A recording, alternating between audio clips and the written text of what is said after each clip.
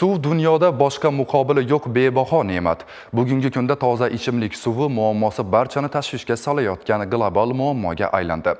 Shu bois suvni asrash va tejash har qachongidan ham dolzarb. Hozir shu haqda Sayyoramizda kechayotgan global isish jarayonlari natijasida barcha mintaqalarda qurg'oqchilik yuzaga kelib, ijtimoiy-iqtisodiy qiyinchiliklarni keltirib chiqarmoqda.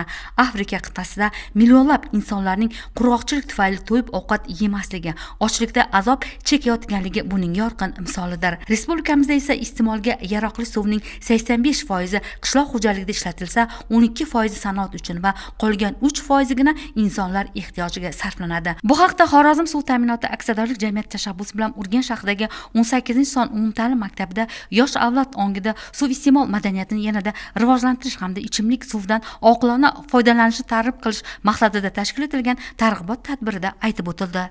Xususan biz Xorazm suv ta'minoti aksiyadorlik jamiyati qurilish nazorati inspeksiyasi bilan hamkorlikda ta'lim muassasalarida, mahallalarda keng miqyosda targ'ibot ishlari olib bormoqdamiz. Agar o'ylab qaraydigan bo'lsak, har bir inson suvdan foydalanar ekan, u tejashni o'ylagan taqdirda 2-3 baravargacha miqdorda o'zi ishlatadigan suvni tejashi mumkin. Yil miqyosida olib qaraydigan bo'lsak, 1 yilda ishlatishimiz mumkin bo'lgan suvni 4-5 yilda ishlatishimiz mumkin bo'ladi.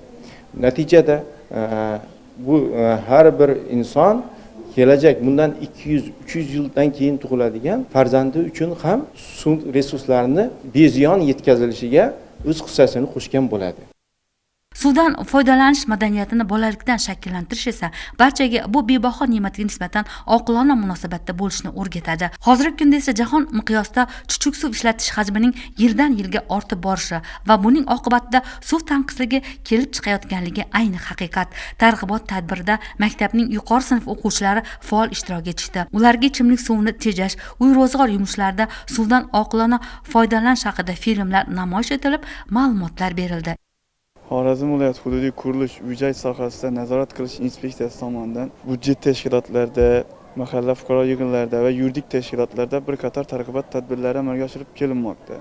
Bundan asosiy maqsad ichimlik suvdan oqilona va qonuniy foydalanishni aytib, bu uchun qonunlarimizda javobgarlik borligi aytib o'tirib kelinmoqda. 2005-yilning o'tgan davr mobaynida ichimlik suvdan noqonuniy foydalangan 80 ta holatdan aniqlanib, huquqbuzarlarga nisbatan qonunda belgilangan tartibda choralar ko'rildi.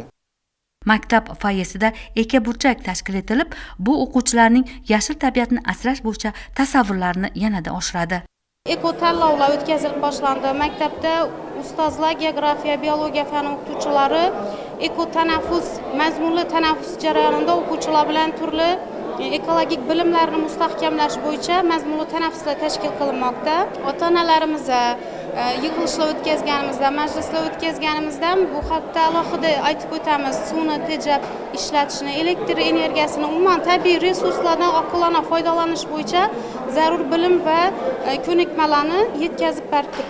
Global muammoga aylangan suvsizlikni oldini olish bo'yicha bir qator yangiliklarni, ya'ni ijtimoiy tarmoqlardan kuzatib borayotgan video qo'llanmalarni dars jarayonida yaqinda o'zlarimiz o'quvchilar bilan elektron daska orqali ko'rsatib, videolarni ko'rsatib, o'quvchilarga bilimlarini oshirdik. Tadbirda o'quvchilar suvni tejash va undan unumli foydalanish borasida qimmatli ma'lumotlarga ega bo'lib, o'zlariga kerakli xulosalarni olishdi. Aslida tadbirdan ko'zlangan asosiy maqsad ham yoshlarda suvdan oqilona foydalanish ko'nikmalarini shakllantirish. Maktablarda suv ob-hayot manbai mavzusida loyihalar, turli tanlovlar o'tkazish ham maqsadga muvofiqligi ta'kidlandi.